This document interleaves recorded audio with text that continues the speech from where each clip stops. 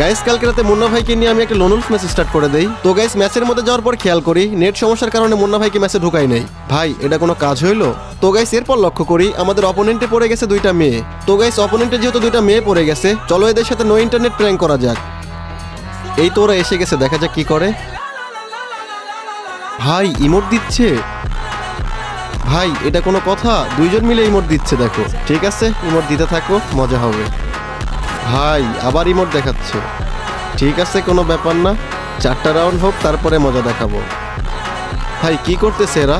আবার ইমোট দিচ্ছে, দেখো। আমার মনে হচ্ছে ভাই এরা বুঝে গেছে এদের সাথে আমি নো ইন্টারনেট প্র্যাঙ্ক করতেছি। আবার ইমোট দিচ্ছে, দেখো। ঠিক আছে আর 1 রাউন্ড তো, এরপরেই আসল মজা হবে।